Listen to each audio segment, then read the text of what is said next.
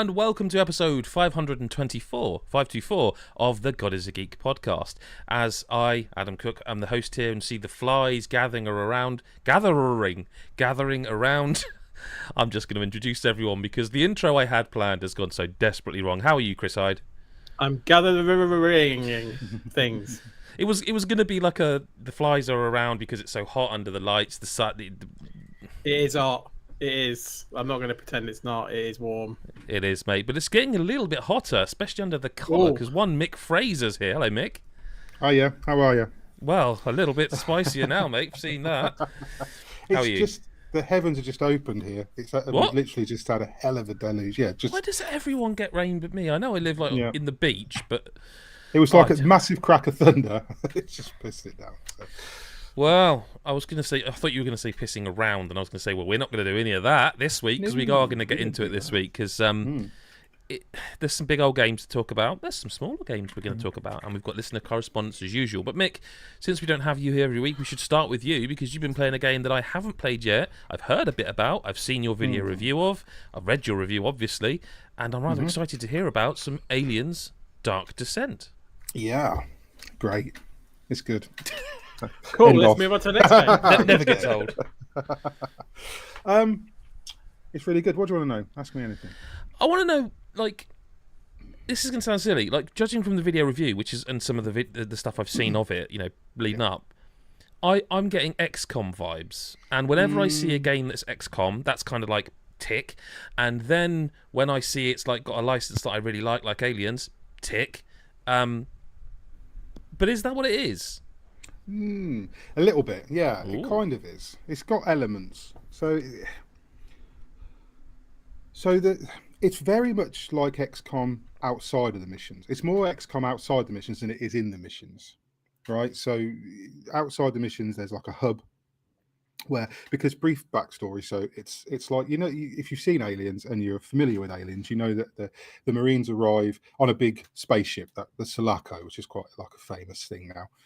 It's like that. There's one of those, and for whatever reason, without spoiling, it crashes on a planet, and you play like a Weyland-Yutani administrator who teams up with the surviving Marines on this massive ship to find out what's gone on, why it crashed, how you ended up there, why there's aliens loose because they're all over the place. It's really good, and the hub is the ship. So in between missions, you'll jump back to the ship where you then, and it's just like XCOM. So you've got like a med bay and you've got a research lab where you research weapons. When you kill aliens out in the field, you can collect samples and bring them back, and the doctor there will make that. That's really XCOM. It's very XCOM. Yeah, and that's good, by the way. Sorry, that's good. And it works really well in context because it's not like there's. So you've played like Colonial Marines, you've played Fireteam Elite, these other Aliens games that we see. And it's really interesting to me that you went to Colonial Marines at all, let alone first. Yeah. No, but like that. Well, it was because of very negative reasons. It is quite a famous game. Like a lot of people remember it because it was arse. But like how those games sort of took everything that was iconic from Aliens. So they took the creatures, they took sound effects, they took the voice lines, they took all that stuff, and then kind of forced them into an FPS. And Fireteam Elite does the same, forces it into a squad shooter, so it just becomes a shooting gallery. Whereas Dark Descent doesn't do that. Like everything is really thought out. Everything seems like they've really put an effort into making it work. So it's got context. Everything has context. So like, even though the ship has crashed, there's a reason why you're researching. There's a reason why there's a death clock. It's not just like in an arbitrary 3 months time, the aliens will invade and the world will end like in XCOM, which I'm not dismissing XCOM as like, because I'm a big fan of XCOM. A lot of people are. But they contextualize everything. So like I said, you've got a death clock because the infestation level is rising all the time on this colony. So if it hits a certain point, you're not going to be able to withstand the aliens that there are. There's a reason that you're researching new weapons because you basically lost most of what you had in the crash. And there's a reason that you're training Marines, because the top layer of the military on board the Otago are dead. So you're left with no officers, 2 grizzled sergeants, and a load of rookies. So like you've got to build them up. So they did put a lot of thought into it. But the missions themselves are only XCOM in terms of how it kind of looks. It's XCOM, but it's mobile. There's no turn-based shenanigans involved. Like, you just control the Marines. The Marines move. You start off with 4, you move on, and eventually you'll unlock it so you've got 5. The Marines move in unison. They work as a team all the time. You can't pick one Marine to send somewhere and split them up. If you tell them to go somewhere, they all go there. But it's very, very clever how, if you click on an ammo box or a medical case or something to loot, one Marine, whoever's closest, will go and loot it. So if there's 4 boxes in an area, you can loot them all together. You click them all, and the Marines will spread out and go and loot. Okay. Likewise, when they're walking around, the atmosphere is fantastic. But when they're walking around, the use of lighting is amazing. And I didn't talk about it enough in the review, I think. But if you've watched Aliens, if you're familiar with the films, the way they use smoke and smog and the lighting effects and the sound effects, they do that in Dark Descent, and it's perfect. They nail the atmosphere better than I've ever seen any other game nail the Aliens atmosphere. It's absolutely 100% bang on the money. But your Marines will move around. That's quite a thing you said. Yeah, but it's absolutely true.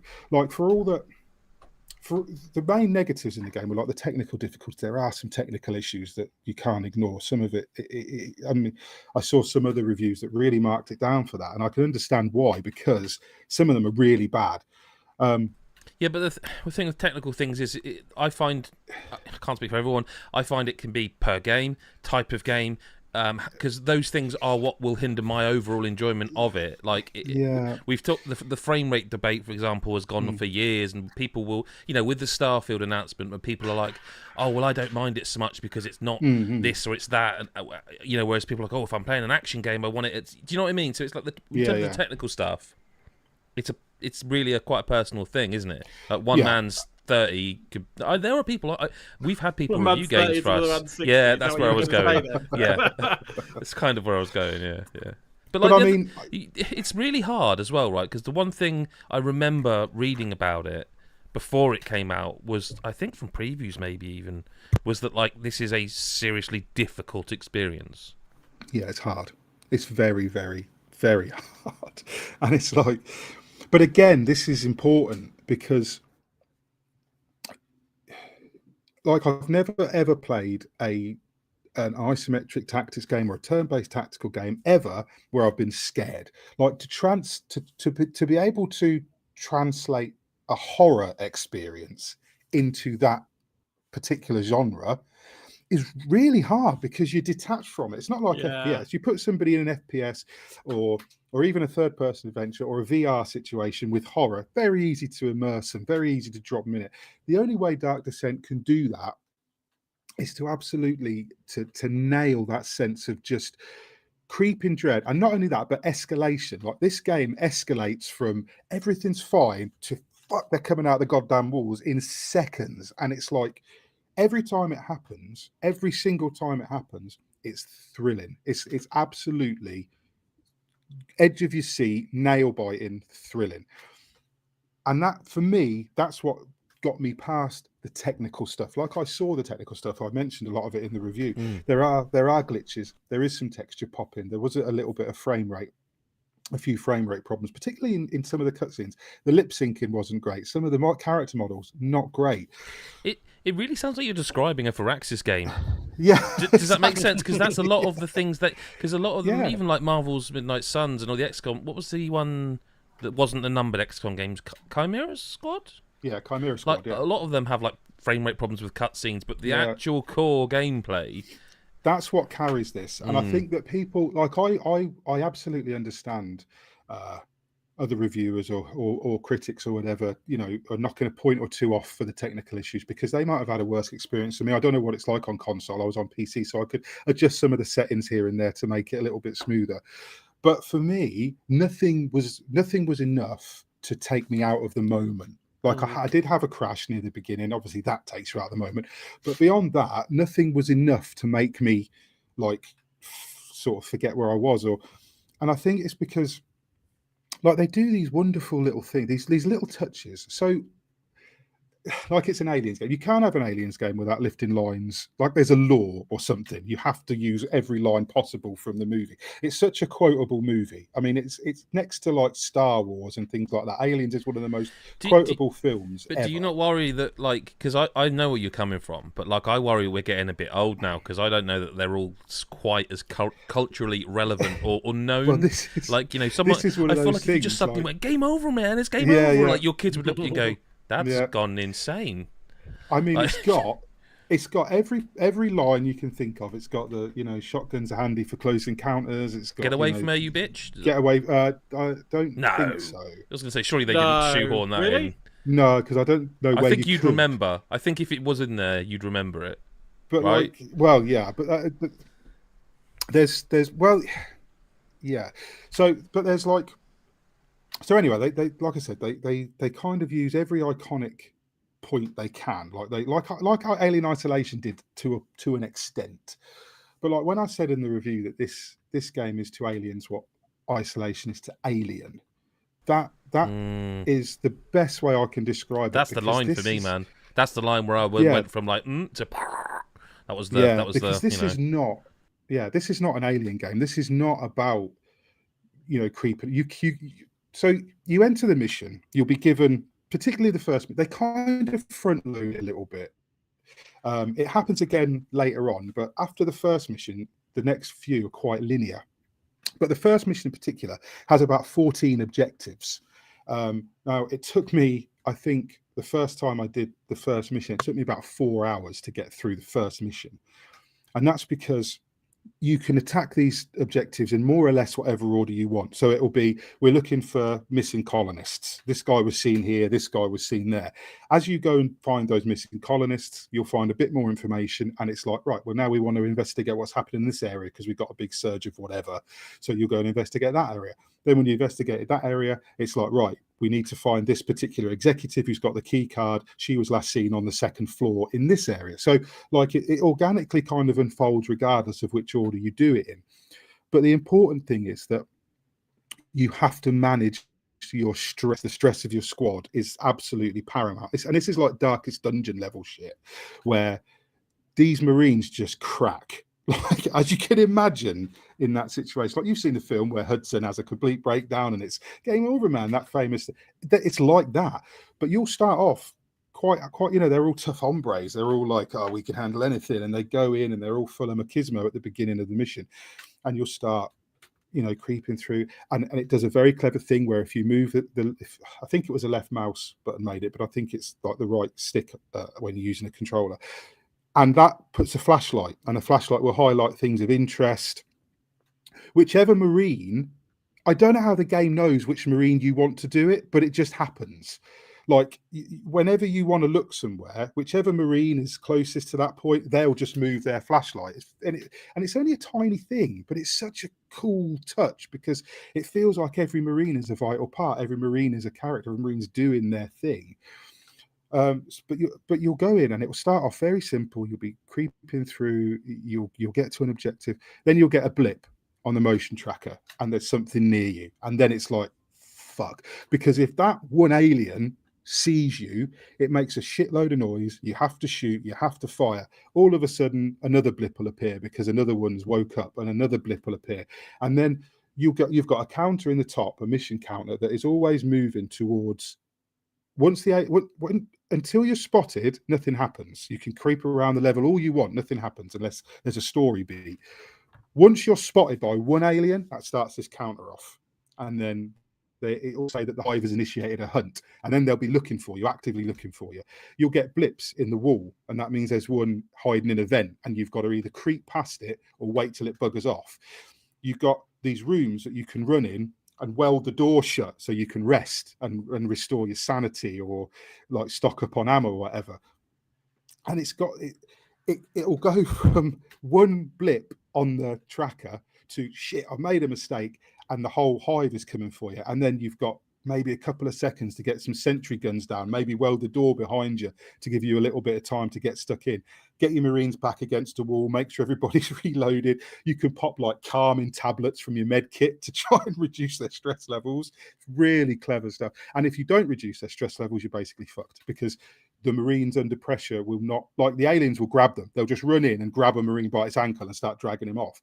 If they're under extreme stress at that point, they'll misfire, they'll die, they'll get dragged away. You've got to catch them. Marines can lose limbs. You can lose a limb in the field, and that Marine has to be fitted with a prosthetic limb when you get them back to the ship, or they can't go back into battle. They'll develop pyrophobia, or they'll develop paranoia, or they'll become scared of the dark because they've been attacked out of a vent one too many times. And these things have to be treated back at the ship. You literally have to put the Marines in therapy, like you had to in Midnight Suns, where you had to put them into like the recovery pool. You've got to do that. You've got to get these guys in therapy, because they're going to lose their minds. And if you take them out one too many times, they'll develop more traumas on top of past traumas. And then they'll go into the field automatically shitting themselves. Like as soon as they get there, they're already a wreck. So you've got to really manage all this stuff. Sorry, they're already what? Already shitting themselves. They're already afraid. Sorry, no. I thought you said something else. I thought you said they were already erect. No. Not already a wreck. Yeah, no, I realise now that you said already a wreck, which in context just says a lot more about me than, yeah. But no, it's just a very good Aliens game, basically. And like I said, I can see where people are coming from with the technical side of it. But for me, I mean, maybe I'm a little bit biased because I'm a huge fan of Aliens, like that film in particular. Right, but if you're not, one of my favourites. There are different games in the genre. This is surely for Aliens fans. Like, okay, you're not going to get the references. You're not going to understand the point of why the lighting is the way it is. Like, I don't know. Well, that's an interesting point. But on the other hand, I think that this has enough in it to cater to, like, it explains it. So the one thing it doesn't really do is you don't have much context for the xenomorph. Like when you see the xenomorph in this at the beginning, if you're a fan of the show or you've seen the films, or if you're a fan of the films or you've seen films, you know instantly, fuck, like this is a problem. I think you know that anyway. I think you see that creature and you're I think it does do a good job of introducing it right away as a credible threat. Like right away, this thing is scary. But I think if you're sort of a fan of that kind of, you've got to be a fan of tension in games. You've got to be a fan of that, of having that, because it's, even if you drop the difficulty down, which I did at a certain point, even if you drop and by the way, you can't change the difficulty during game. Once you start, you start. If you want to change the difficulty, you've got to start again. And there's no save scumming. It does auto saves, and that's your lot. You can't. So if you make a mistake and you haven't got a save to back you up, you're in it. But that all kind of adds to that level of tension. You've got to be in it. You've got to know what you're stepping into, basically. And I think even if you're not a massive Aliens fan, if you go into this knowing I'm going into a tense shooter, I don't know if you have to be a fan. I think you would miss the references, but I think the references are slipped in such a way that they'd probably go over your head anyway. Like, then it's not like a mimic from the film. It's like at some point, you switch to a shotgun and the Marine says the first time you do it, and it doesn't get repeated, the Marine will say, I like to keep this handy for close encounters. If you know the film, you know that that's a Hicks line, that's where it comes from. If you don't, it's just somebody saying he likes to get his shotgun out. So I do think that it could cater to non-fans, but for 100% fans of the I keep saying show, fans of the film are going to get more out of it. Well, you mentioned like fans of the genre, which is kind of a really perfect way to segment into sort of game number 2 on our list. But before I sort of give, because I've been through it, I think 50 plus hours now I've hit in Final Fantasy 16. Before I sort of say much about it, I kind of, and this is slightly unfair because Chris Hyde, I know you've played the demo. Mick, I believe you haven't. But I want to know, and not like in masses and masses of detail or anything like that, I just want to know briefly, really, what you want more what you expect from Final Fantasy 16. Like, when you hear that name, what do you expect? What are you expecting when you both eventually play it? I was expecting, or I'm expecting something similar to 15. I think. Okay. I think that seemed to be like the way they were moving Right. By with the which you number, mean? like open world, like Okay. I know it's not quite open world, but it kind 16. of has that open world. 15. Oh, okay. Right. I'm Okay. saying I know 15 wasn't entirely open world. Like you had to do that traversal thing and travel and this, that, and the other. It wasn't fully open. Yeah. But I was expecting that. I was expecting something that, because that's what I get from sort of the trailers. I think. Chris, I think it's like, hard because I've Go on. played some of it, but Yeah. like I think Yeah, but what is the demo? 2-3 hours? yeah, it's not. I'm sure I haven't seen half of it, but like knowing what I knew from like trailers and bits and bobs before I started, I was expecting like high fantasy rather than like futuristic, which is I was expecting more fluid combat, probably more like closer to like sort of like Tales of Arise than turn-based stuff, and a load of swearing probably. That's what did I call it the other week? A chili mojito or something. I was expecting something a bit with like. Yeah. I was expecting that sort of stuff. It was going to be a bit darker, a bit heavier, fantasy setting, fluid combat. That's what I was expecting. And a whole lot of Clive is obviously what I'm there for as well, because the protagonist name's brilliant. But like that, I'll just say, I don't know if you're leading into this, but I'll just say it. Like I never really have subscribed to the notion of a series must be X or a game in a series must be X, right? You are getting to what I was thinking. Because like I've heard people call this game Devil May Clive, and I think that's brilliant as a name, right? But like I never subscribe to that kind of stuff. There could be reasons like why I like certain series and stuff. I go, oh well, what I really like about that series or that type of game is these elements.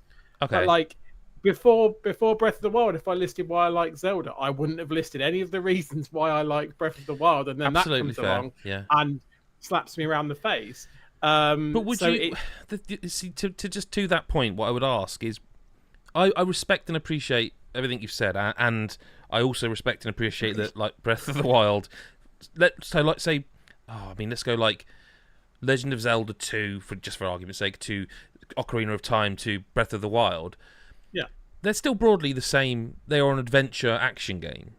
Yeah, they are just different versions of the reason I ask this question is because I want people, perhaps who I would say are like myself, who are like long time, like Final Fantasy has one of the games in Final Fantasy series is in my all-time top 2 of all time.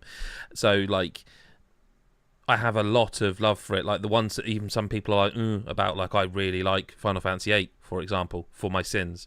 I think like 7, 8, and 9 were like, there was just a period of time where they were just dominant, and those 3 for most people like that. I think, I don't know why 8 got more hate. Anyway, regardless, I say that because I want people to temper, if they've been trying to avoid seeing the game perhaps or playing the demo, I don't want people going in thinking they're getting a JRPG, because I don't think this is. I mean, if it is, if someone wants to argue the toss, it's by the thinnest, like by a gnat's pube. Like, you know what I mean? It really is. This is an action adventure game in the style of Devil May Cry, in the style of Bayonetta, but with the story, budget, and cutscene characterizations of a Final Fantasy that's set in a, like you say, high fantasy medieval sort of situation. Yeah.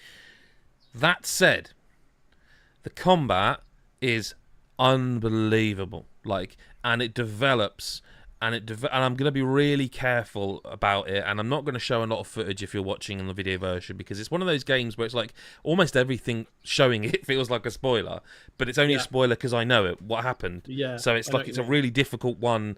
Like watching the trailers back now, it's like, wow, Square, like, really? You're showing that? But of course, I only know that because I've seen it in context.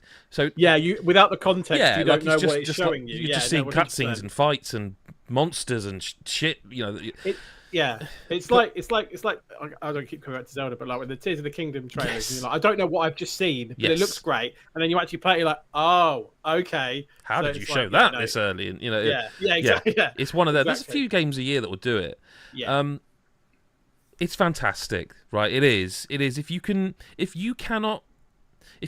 park that feeling of, you joked about it when we were chatting, like the hashtag not my Final Fantasy. Yeah. If you genuinely can't park that, you're going to have a miserable time. If you can park that and go, this is what they're doing now, you will find a phenomenal action game. The likes that you're going to see clips appearing on social media in the future of how people are doing it, and you're like, whoa, what?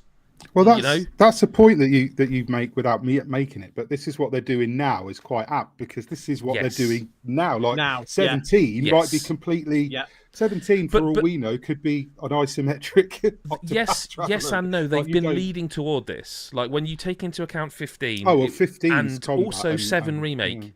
And they're not being funny. I can't seem to get anyone to agree with me on this. But if you also I know they didn't develop it, but they own the brand. When you take into a bit of an account like Stranger of Paradise, Final Fantasy Origins, and how that's to be clear, this is not that kind of game. It's not a Souls Massacre style game, but that game is an action game. What I would say, and I would actually give this as a genuine bit of advice, is I want to hark back to a video game long ago when some people, maybe you're watching this, weren't even born. I don't know. Dragon Age Inquisition. Okay. Now that was a game. That was a good game that I never finished. Good. That I never finished, so I can't comment any further. But however, there was a thing I remember at the time, and everyone would say it. The recommendation was always get out of the hinterlands. Get your ass out of the hinterlands. Get out of the hinterlands. Progress the story. Blah blah blah. This game does also need that little bit of advice. You won't miss any side content. Like, it's not going to be deleted off. You can still do it. And I tested that to be sure. But if you spend some time like clearing the map, let's say, of every pop-up side quest that comes up, you will see some of the worst content in this video game. Right? When you get hours and hours into it, the side content starts getting better, more interesting, and I'll get to it. Don't let me forget to talk about budget and money, because it's important at that point. But some of the early side quests are abysmal, like some of the worst you've seen since like PS2 era. They are literally, right, hi Chris, oh, hey Adam. Adam, can you go and give this thing to Mick? Can do. Walk across there. Here you go, Mick. Thanks, Adam. Can you go and tell Chris that you've done it? Can do. Hi Chris, done it. Quest complete. And I'm not exaggerating. That is what you will do several times. I knew this was coming because, like, I've seen other reviews. A lot of people are saying they're abysmal, right? We've established I'm quite weird, right? I'm not. I will see, and then maybe I'll come back next week and eat my hat, right? But that stuff doesn't bother me. Like, you see, this is the thing. It isn't just the content, okay?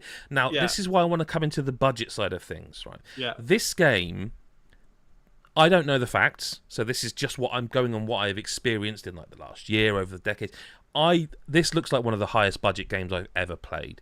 Like, people were upset before, like, oh, how come it's not on PS4? How come it's not on this? And how come it's not on that? When you play it, and you play all of it, and you see some things that I'm not going to mention here, but they're in the game, and you'll experience them, you will honestly go, I don't know how they got the money to do this.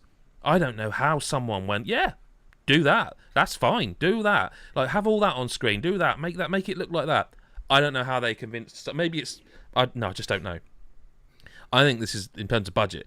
Now the thing is, I think they know that, right?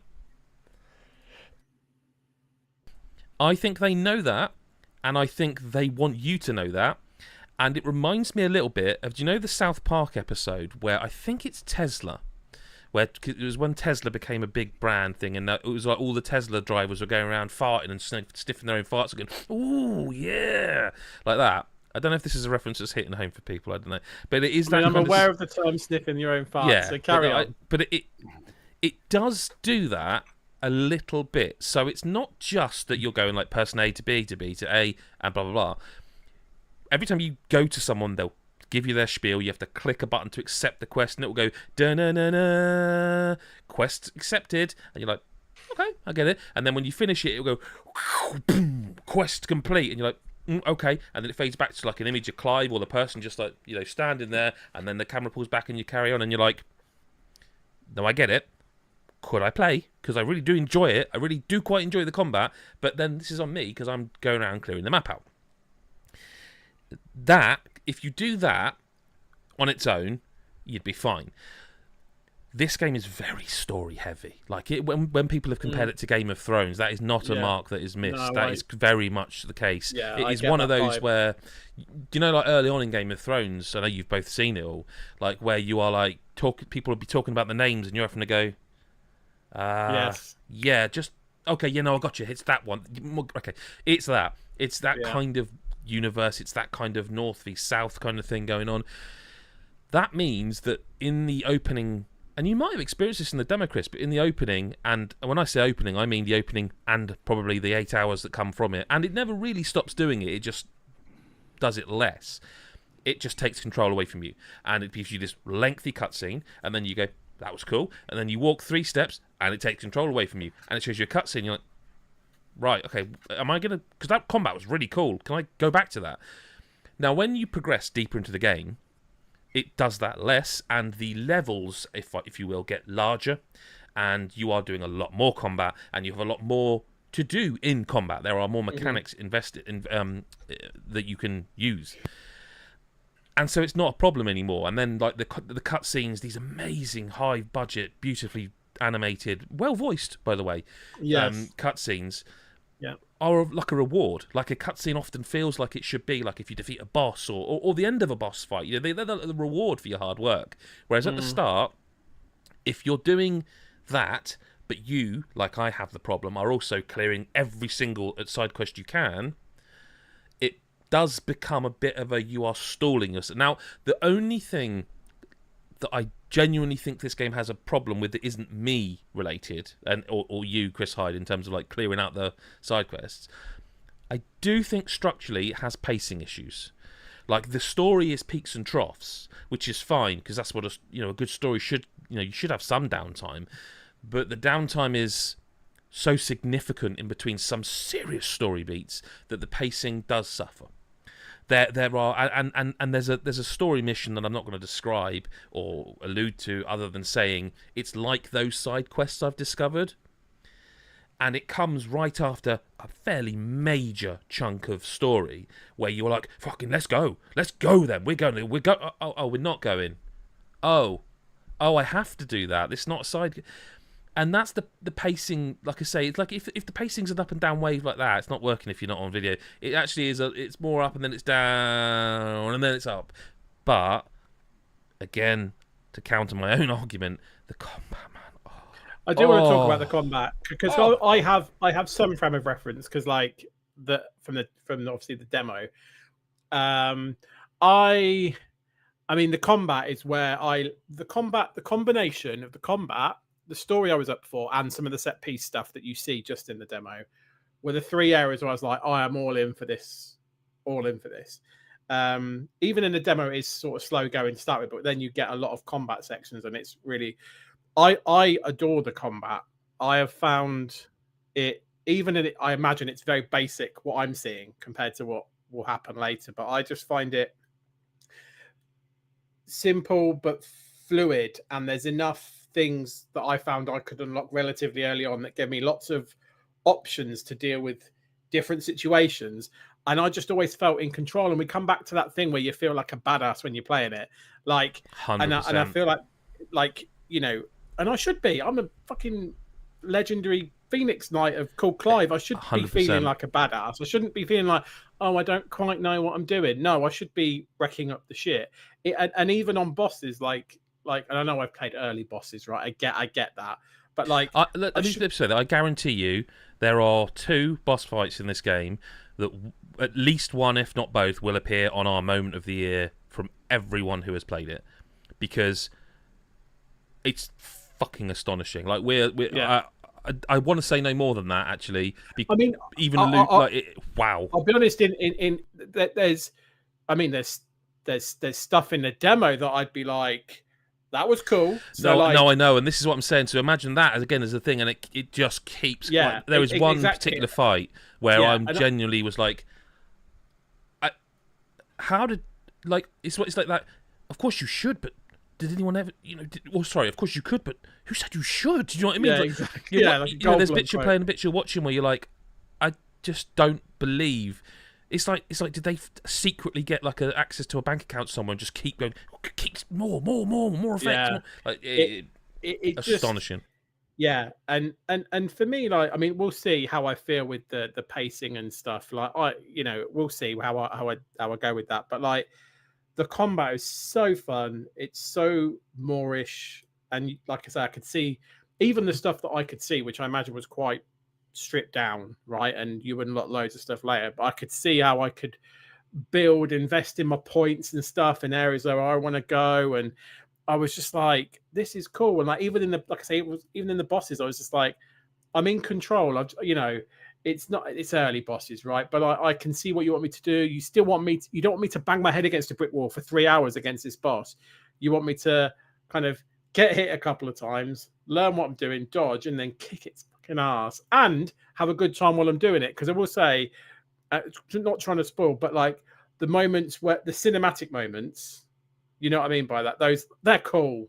Like that's like the kind of with things we were talking about a couple of years ago on Tales of Rise, where you just like, right, and then they're not hard, but they're like, you're like, so I'll just say it because it's in the fucking demo, right? There's these bits, Mick, where like there'll be like a little mini cutscene in a fight, and then if you press you're either pressing an attack or a dodge button, and it basically, if you get it in time, it's like a quick time event, but it's it's like a slow quick time event. It's not like it's kind of God of War like in the middle of a big fight, it will suddenly ask you to deflect, but not like in the second. It will give you a slow it gives you a window, hand. and something awesome happens because you've done it, and it kind of knows it's a cinematic thing, and then like a Marvel scene plays out, and it just feels amazing.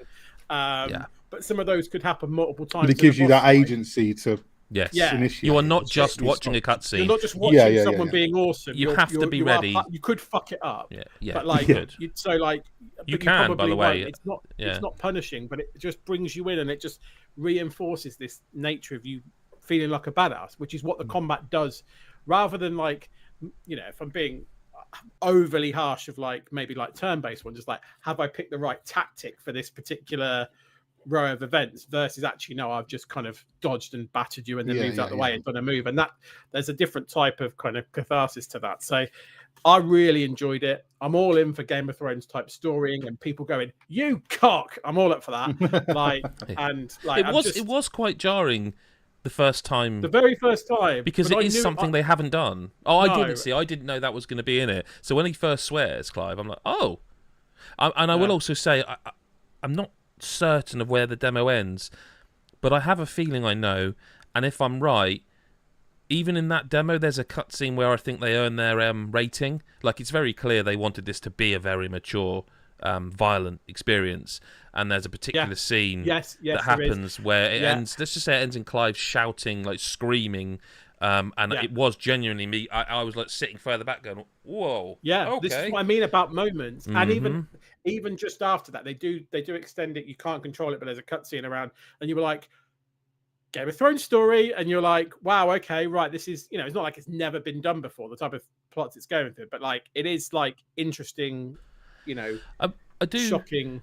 I'm aware that like you're going to play more of it. I'm sure like Lyle, well, everyone will play this game. It's a big enough game. But I do want to just, before it gets lost or forgotten in the melee of moving forward, so to speak, mention the accessibility, because while you can choose a difficulty, the one thing it maintains in terms of RPG is that you can, you equip your sword, your bits and bobs and your bangles, blah blah blah, and all that, and your 3 accessory slots.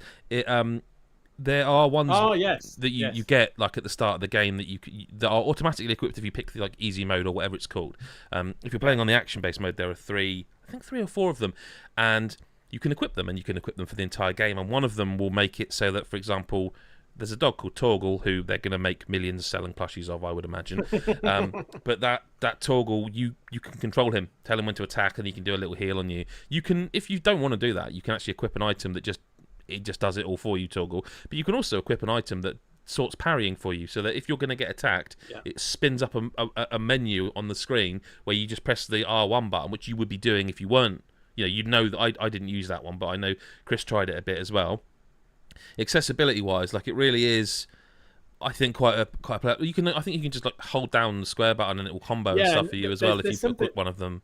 It's like there's like 5 or 6 of them to choose from, and you can equip through. I think it's quite good that you can. I mean, I was like, I must play it on normal and try the full experience first before I try anything. See, I quite like the toggle control one. I quite like that. I mean, I've not got to that point where he's just a cute puppy. Okay. The thing is, once you're getting a lot of abilities, shall we say, and the enemy's getting harder, because you flick on the left D-pad essentially to go between toggle and like inventory for your 3 equipped potions. Yeah. And I found that some battles it was like I kind of don't want to worry about him at the moment. I'll let the game worry about him, and I'll focus on myself and healing and blah blah blah. I like I say, I really really enjoyed it. It actually got its claws into me. I think so too. It really lets you customize. But I will say, like I said, I think it got its hooks into me a bit later than others. Once the levels started opening up, I was like, I am having a great time. Once it kind of left me alone, and because like the story's great, by the way, and I really enjoyed it. There are some bits I didn't like as much as others, but that's a story, isn't it? Everyone will have different opinions. But as you progress and the maps get bigger, it's not open world, not for me. It's a level based, but some of the levels are bigger than others.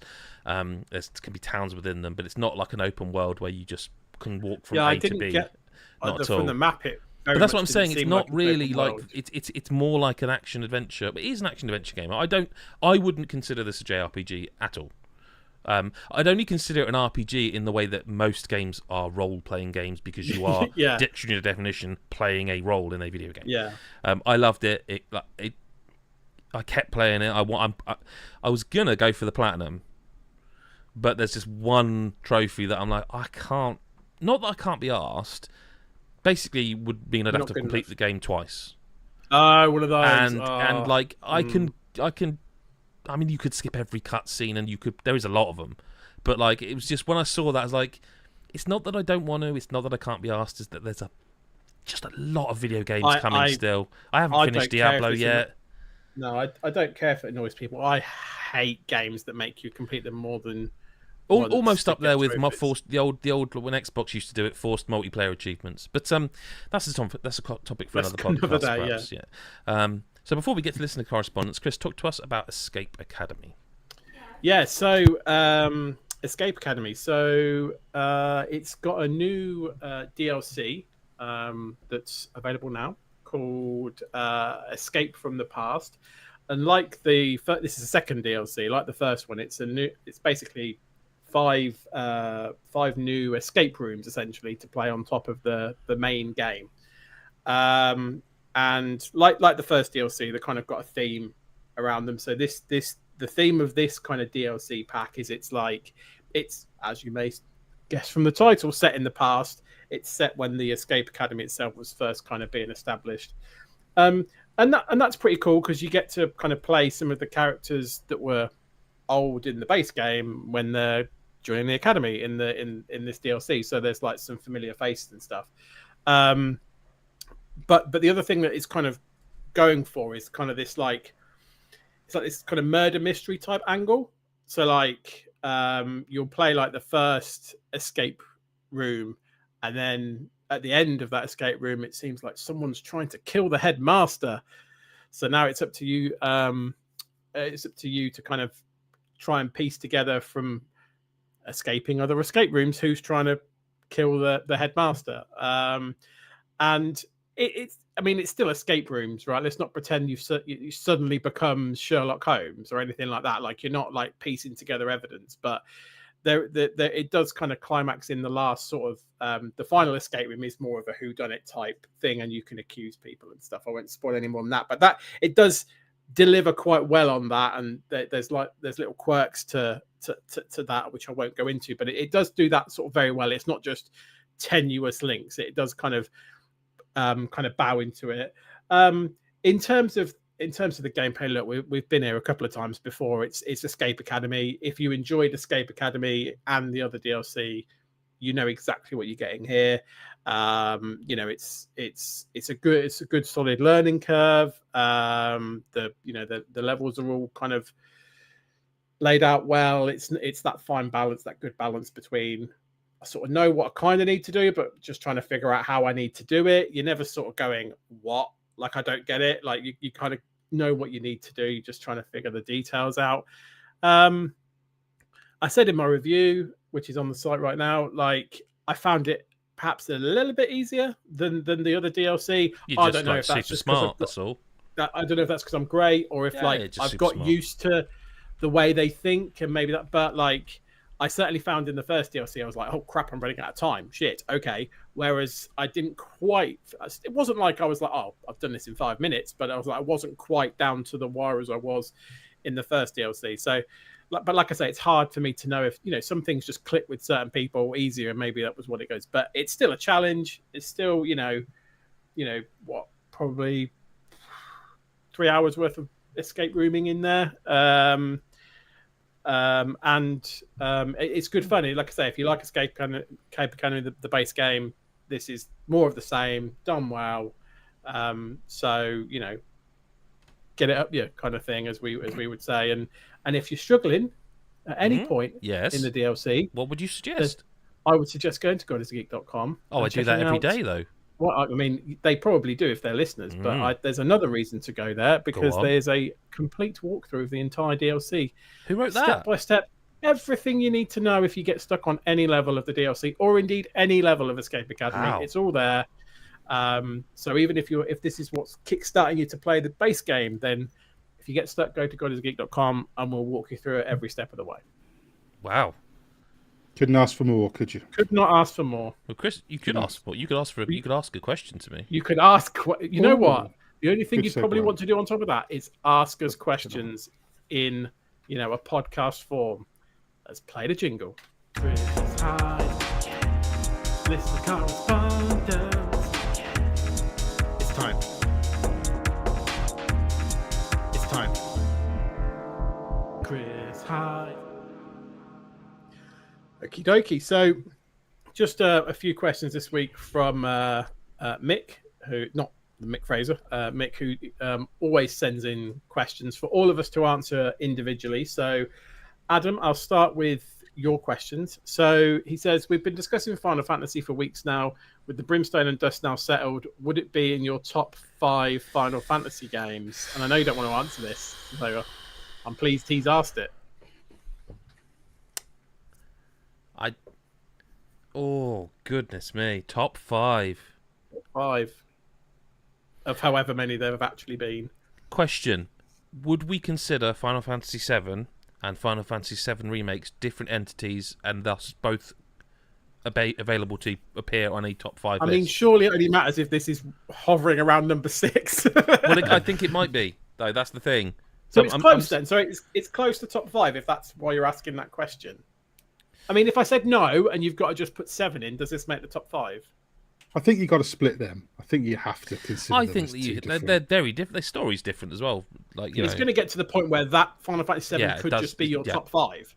You could actually. That would be funny, wouldn't it? What's your favourite Final Fantasy? What's Final your Fantasy top 5? VII, Final Fantasy 7, yeah, all 7 the remake, flipping games. 7 remake 2, 3, and 4. And 5.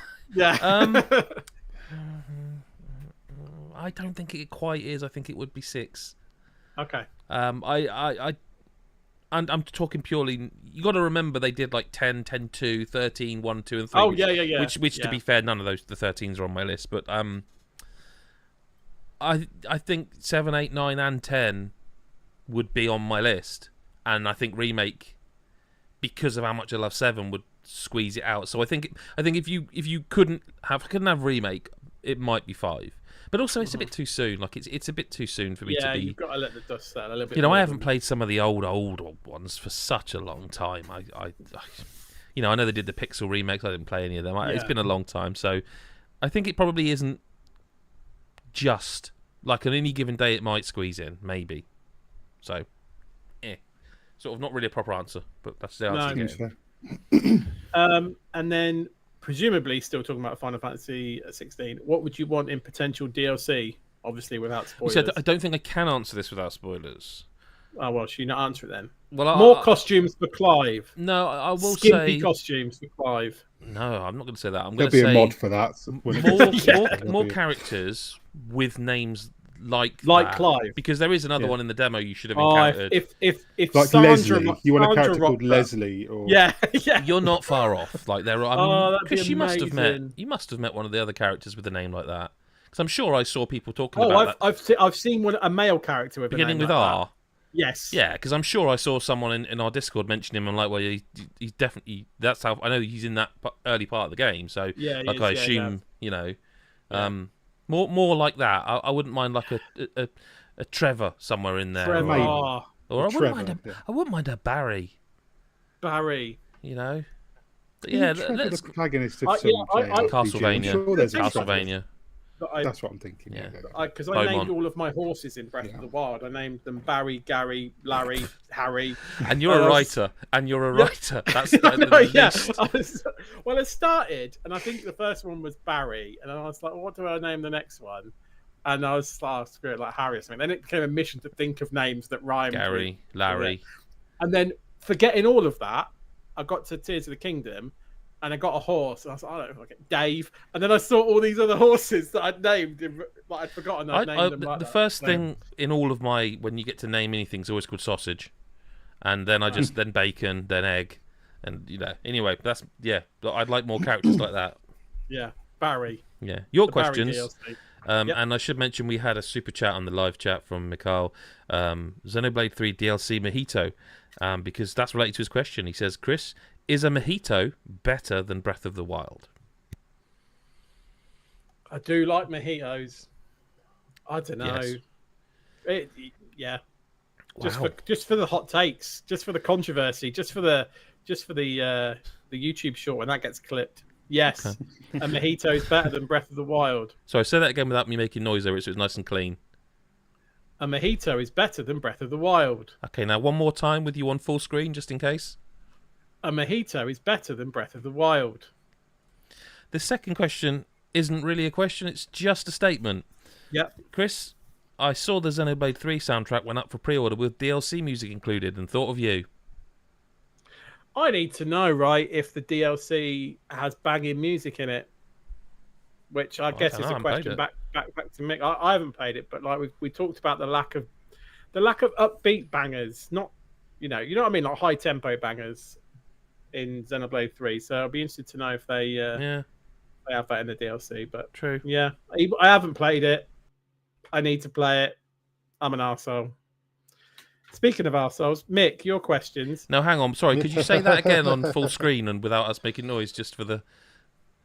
What, speaking of arseholes? No, when you said I'm an arsehole... No, I'm not going to say it. Oh. I'm an arsehole. Any more time? No, that was good. I think that was a okay, clean take. It was a clean take, as they say in the... Mick, what are your thoughts on Diablo 4 weeks after launch? Oh, I'm glad we've invited him on. Jesus. This is an audio podcast, Mick. This is a funny... Okay, so my thoughts are pretty much what everybody's are, I think. I really like it. I still think it's a very, very, very good game. I'm not sure... And look, what? No, it's just because you reviewed it and gave it a 9, and I was just waiting for the other. It's like, it's a really very, very good game. No. I still think it's a very good game. I think Blizzard are in danger of tweaking it just a bit too much. Like there's been a lot of changes already to balancing and things. There's a lot more coming. I'm really, really not happy. And I played Diablo 3 a lot, but I'm really not keen on this whole having to make a whole new character from scratch to play the seasonal stuff, yeah. Because and the reason it you get invested in that character you've got there. Exactly. Like, whether it's 2 or 3 Diablo of them. 3, yeah, and I mean in Diablo 3, I dipped in and out of the seasons throughout, so it was never really an issue. Like every time I went back to it after seasons had passed, I didn't mind starting a new character and jumping in for a bit. And it was a lot quicker, I feel, to level a character in Diablo 3. In Diablo 4, the grind up to 50, even when you know what you're doing, even when you're playing quite effectively, for somebody who isn't playing it for 6 or 8 hours a day, the grind is quite steep. And to have to do that again, like I finished a character for the review, and then as you know, they reset it, so you had to do another one. So when I played it again, I got another character past 50. Then I started leveling an alt, and then I realised, fuck, I can't use either of these characters that I've put all this time into in the season. So I really like it. Very good. I'm really not happy about that. And I think a lot of people, I know there's a lot of people like, well, it's Diablo. They did it in Diablo 3. What do you expect? Fuck off. Like, I don't care if they did it in Diablo 3. If you sound like Diablo that, the 4. official line is, fuck off. Yeah, that's a bullshit argument because they've left stuff out and added new stuff. This is a completely different game to Diablo 3. It's not. It's Diablo 4. So that's bullshit. Having that as an excuse to hide behind, I don't think it's good practice. I think it's going to alienate some people who don't want to start the whole thing all over again. The more casual people who still are looking forward to playing the season because the seasons have new story content. So you can't experience that new story content without starting a new character, but then you have to have a character over a certain level to play the season. I don't understand exactly how it's going to work, but it sounds like nonsense. And I don't think Blizzard had to do this at all. I don't think there was. There's a lot Blizzard didn't have to do. Yeah. And let's not talk about that here. I don't get into a run, but yeah, probably not. Good. But no, I don't think that's good. I think that's a bad decision they made, but that may change yet, but I suppose they are listening to feedback. They seem to be anyway so far. Okay, and then the last question this week is, would you buy Diablo 4 on Switch 2 in 2024 if such a console and port existed? Yes. I mean, I have Diablo 3 on every platform I could possibly own it on. Diablo 3 on Switch cracking. Was amazing. It's brilliant. Yeah. And I think if Switch 2 is powerful enough to really do like Diablo 4 justice visually and what have you, then I'm not 100% convinced on having an always online component on a Switch console because that. Mm-hmm. But yeah, I would probably pick it up. I think yeah. Oh, that's the end of the questions, mate. Oh, there you go. Chris Hyde, listener correspondence. It's time.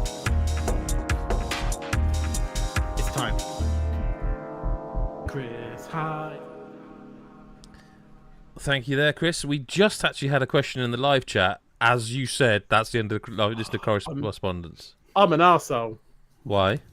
Just because I ignored the question. No, I've just I wanted seen to repeat the hilarious, soundbite from earlier. That's just do you want to do it very quickly? Because it's an easy one for me. So Fernando Do I have to play the jingle again? No, because I started literally reading it Unofficial listener correspondence. Wow. So Fernando Ferreira says, "Hi gents, I've got a question for listener correspondence. If you can pick only one, what is your personal favourite Final Fantasy title?" Final Fantasy 7. 9. Good choice. Did you not read the last bit there? Because I like when people say the name of that game. The PS. I'll accept Lost Odyssey as an answer, Fernando said. That game, I love that game. That's the closest anyone ever got to a Final Fantasy 7 before they... Yeah, but no, for me it's Final Fantasy 7. Always has been, always will be. And I mean the original, not the remake, which is great, but the original.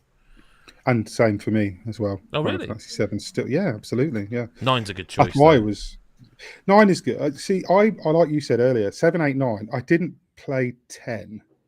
I don't know why. I just didn't ever play 10. But 7, 8, 9 were, for periods, my favourite games at the time ever. So, but 7 has always been very high on my list of games of all time. Fair enough.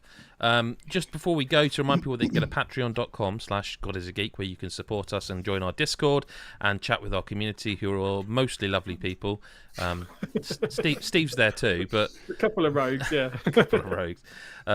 And some GIFs that end up, this podcast can end up being GIFable, apparently. That's always good fun. I got a good one the other week. You literally asked me to record stuff, so yeah. No, I wouldn't do it for any other reason. Isn't it? No, it was for personal enjoyment.